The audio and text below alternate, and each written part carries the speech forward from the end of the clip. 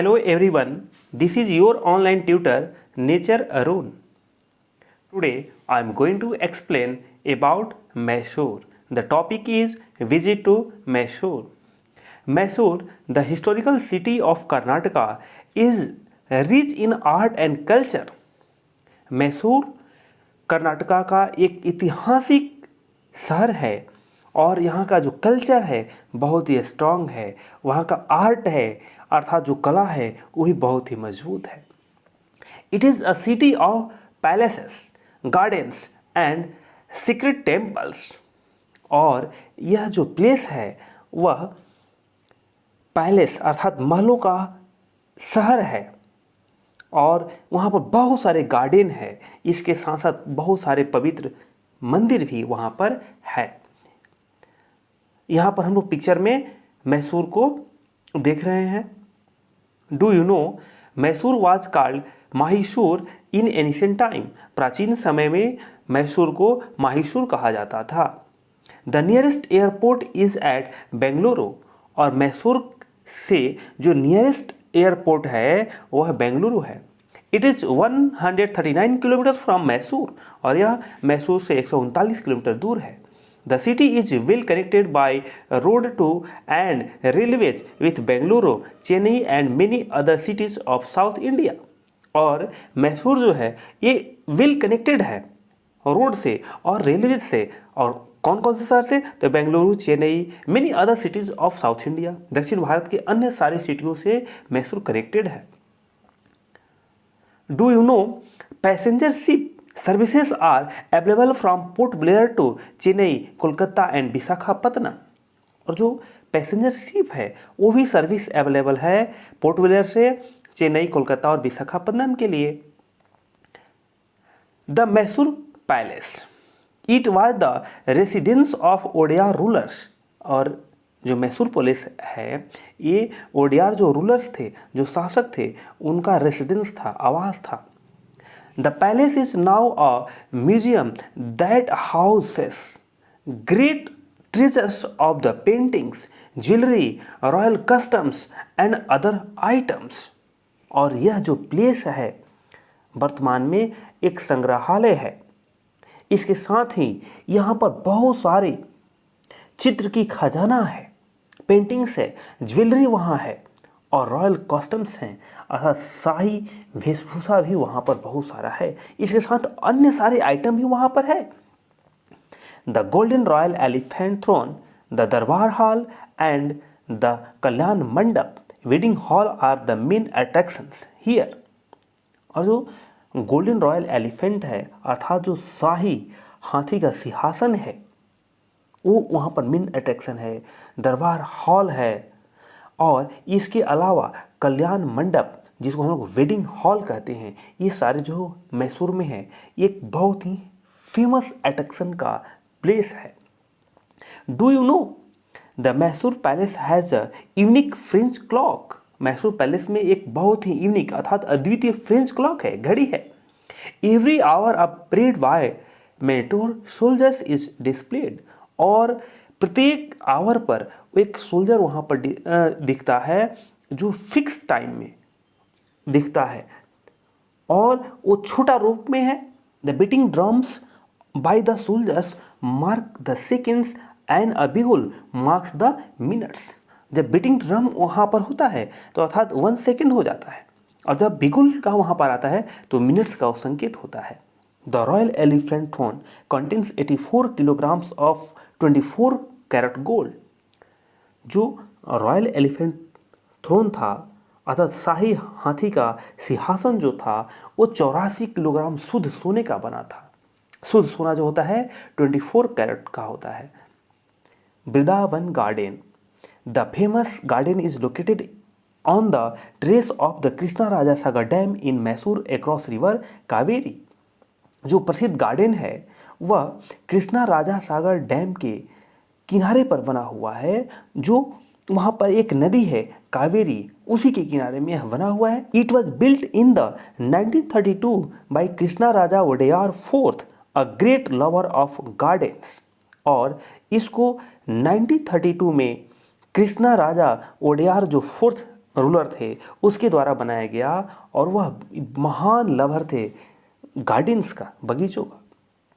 The musical fountains are the special attraction that showcase a wonderful harmony of water, colors and music every evening। और वहाँ पर जो musical fountain है, वह एक म्यूजिकल फाउंटेन माने संगीत की जो फव्वारे निकलता है वहाँ पर, और जो वहाँ वाटर अर्थात पानी के जो फव्वारे निकलते हैं, और वहाँ रंग बिरंगा वहाँ पर लाइट लगा हुआ है, ये इनमें गजब का एक हारमोनी है, एक तालमेल है। यहाँ पर हम लोग उसको देख रहे हैं, ये कितना सुंदर हम लोग को दिख रहा है। जब रियल में इसको हम लोग देखेंगे बहुत ही मनमोहक है ये। नाउ प्रिजर्विंग आवर हेरिटेज, अर्थात जो हमारी विरासत है उसको प्रिजर्व करके रखना, बचा करके रखना। The whole of India is a home of great treasures in the form of historical monuments and natural beauty. वो हमारे हिस्टोरिकल जो मोन्यूमेंट्स हैं अर्थात जो उनकी ब्यूटी है उसको बचाने का प्रयास करना चाहिए। They must be preserved to tell the tales of our glorious past to our future generations। और इसलिए हमें इसको प्रिजर्व करके रखना चाहिए कि जो हमारे फ्यूचर जनरेशन हैं, जो हमारे आने वाले पीढ़ी हैं, जो बच्चे हैं, उनको अपने पास्ट के बारे में बताया जा सके। Our neglect has already destroyed some beautiful examples of our heritage। और अगर हम इसको निगलेक्ट करते हैं तो हम बहुत सारे एग्जाम्पल देखे हैं जिसको हम लोगों ने निगलेक्ट किया है और वह समाप्त हो गया है, नुकसान हो गया उसका। However, serious efforts are now being made to restore their beauty। अगर एक सजिंदगी पूर्ण एक सही तरीके से एक्शन लिया जाए, कार्य किया जाए, तो पुनः उसका ब्यूटी को वापस लाया जा सकता है। It is the responsibility of each and every person to look after these places of Indian culture heritage and not disfigure them। और इसका जो रिस्पॉन्सिबिलिटी है प्रत्येक भारतीयों का है, ये किसी एक व्यक्ति का रिस्पॉन्सिबिलिटी नहीं है। और हमें इस बात का ख्याल रखना चाहिए कि जो हमारा कल्चरल हेरिटेज है, जो सांस्कृतिक विरासत है, उसको बदरूप नहीं करना। Monuments have no voice, so you must speak out for them। जो मोनूमेंट्स हैं, जो यादगार चीज़ें हैं, उनके पास वॉइस नहीं है, वह बोल नहीं सकते हैं, तो उसके लिए हमें आवाज़ उठाना चाहिए। आप देखते हैं बहुत सारे लोग जाते हैं, हिस्टोरिकल जो प्लेस होता है उस पर लाइनिंग खींचने लगते हैं पत्थरों से, पेन से। This is the bad habit and change your habit for our culture heritage. और इनको प्रिजर्व करने का प्रयास करना चाहिए। Do you know there are 3 types of heritage. यहाँ पर 3 प्रकार के हेरिटेज को हम लोग देख रहे हैं, नेचुरल हेरिटेज, बिल्ट हेरिटेज और living heritage. We must take a lesson from Poland in preserving history. ये पोलैंड का जो हिस्ट्री प्रिजर्विंग का, उससे हम लोग कुछ लेसन लेंगे, कुछ सीखेंगे।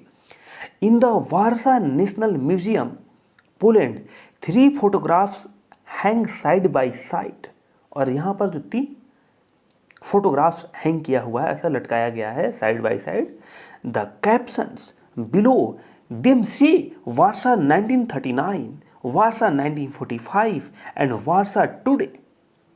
जो यह तीनों पिक्चर है, इसमें वारसा के बारे में बताया गया है कि 1939 में कैसा था और वर्तमान में कैसा है। The first and the last picture are almost identical.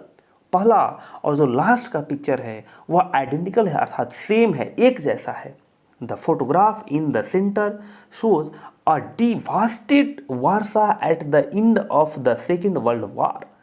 और जो बीच का फोटोग्राफ है, मिडिल का है, वो बहुत ही उजड़ा हुआ है, बहुत ही बेतरतीब ढंग से है, बहुत ही उस समय मिडिल एज में बहुत सारा नुकसान हो चुका है वारसा का, उसका वो चित्र है।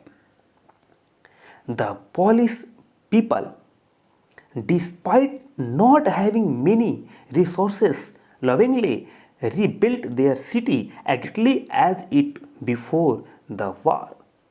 लोगों के द्वारा ऐसा नहीं है कि वहाँ पर जो रिसोर्सेस की कमी है, लोगों के अंदर अपनी सिटी के प्रति बहुत ही प्यार था, इसलिए उस सारे लोगों की जो रिस्पॉन्सिबिलिटी था, सभी लोगों ने आगे आया कि नहीं, हमें जो है वारसा की जो ब्यूटी है उसको पुनः वापस लाना है। सभी लोगों ने आगे आया और जो थर्ड पिक्चर है, जो टुडे का पिक्चर है, उसमें वारसा ठीक वैसे ही दिखता है जैसा कि 1939 में था। तो इस तरीके से हमें भी प्रयास करना चाहिए कि अपने कंट्री का जो मोनूमेंट्स हैं उसको डिसफिगर नहीं करना, उसको बदरूप नहीं बनाना, उस पर लाइनिंग नहीं खींचना। ऐसा हमें प्रयास करना चाहिए, उसको बचा कर रखना चाहिए, उसको सेव करना चाहिए और उसके लिए आवाज़ हमें उठाना चाहिए। अगर कोई ऐसा करता है तो उसको रोका भी जाना चाहिए। अभी हम लोग यहाँ पर जो समथिंग टू नो है उसको भी कंप्लीट करेंगे। A, tick the correct option. Number 1, the Taj Mahal is built on the banks of river. किस रिवर के किनारे में ताजमहल को बनाया गया है? A, Ganga, B, Yamuna, C, Kaveri. तो इसका आंसर होगा बी, यमुना। टिक किया हुआ है, right answer. Second, Fatehpur Sikri is built completely with. Fatehpur Sikri completely किस चीज से बना हुआ है? A, white stone, B, blue stone, C, red stone. तो यह इसका आंसर होगा C, red stone. Third, Manipur is situated in the dash of India. Manipur India के किस भाग में स्थित है? ए, नॉर्थ ईस्ट, बी, नॉर्थ वेस्ट, सी, साउथ ईस्ट। इसका आंसर होगा ए, नॉर्थ east. Fourth, Loktak lake is famous for its. Loktak lake जो था वो किस चीज के लिए फेमस है? A, gardens, B, orchids, C, temples. तो इसका आंसर होगा B, orchids. Fifth, Vrindavan garden is located on the trace of Krishna Raja Sagar dam across the river. जो वृंदावन गार्डन था वो कृष्णा राजा सागर जो डैम के आसपास था, वह कौन से रिवर के किनारे पर बना हुआ था? तो इसका आंसर क्या होगा? ए, कृष्णा, बी, कावेरी, सी, तापी। इसका आंसर होगा बी, कावेरी। टिक किया हुआ है, आप सभी अपने बुक में मार्क कर लेंगे। B, fill in the blanks, help box भी दिया हुआ है, इसके सहायता से हम लोग इसको कंप्लीट करना है। 1, India is a unique blend of tradition and customs. Bharat जो है एक बहुत ही अद्वितीय मिश्रण है किसका? विभिन्न परंपराओं का, विभिन्न प्रथाओं का। Second, Agra is located in Uttar Pradesh. Agra किस प्रदेश में है, किस स्टेट में है? तो यह उत्तर प्रदेश में है। Third, the population of Manipur is the mixture of many tribes. जो मणिपुर है वहाँ की जो जनसंख्या है वह बहुत सारे ट्राइब्स का मिक्सचर है, मिश्रण है। Fourth, Mysore is the historical city of Karnataka. Mysore जो है कर्नाटका का एक ऐतिहासिक शहर है। Fifth, our historical monuments must be preserved. C, match the following. Number 1, Vrindavan garden. इसका आंसर होगा सी, मैसूर में है। सेकेंड, फतेहपुर सीकरी। इसका आंसर डी होगा, well planned drainage system. Third, floating park, B, Keibul Lamjao national park. Fourth, jewel of India. इसका answer होगा ई, Manipur. And last, Delhi, Agra, Jaipur. इसका answer होगा ए, गोल्डन ट्रायंगल। इस प्रकार से इस चैप्टर में हम लोग ऑब्जेक्टिव क्वेश्चंस को भी कंप्लीट कर लिए हैं। मैं समझता हूँ यह वीडियो आप सभी के लिए काफ़ी बेनिफिशियल है। आप लोग एक बार देखेंगे फिर आप लोग दोबारा किसी गाइडेंस की ज़रूरत नहीं पड़ेगी। अगर ऐसा लग रहा है कि नहीं मुझे दोबारा देखना चाहिए तो आप आसानी से आप जो है दोनों वीडियो, यह सेकंड पार्ट है, इससे पहले फर्स्ट पार्ट भी अपलोड कर दिया गया है। आप सभी उससे आप अपने नॉलेज को गेन कर सकते हैं, उसको एक्सपेक्ट कर सकते हैं और आपको किसी प्रकार की कोई कन्फ्यूजन नहीं होगा। हम लोग आगरा, मैसूर और मणिपुर के बारे में इस वीडियो में और इस चैप्टर के माध्यम से स्टडी किया है।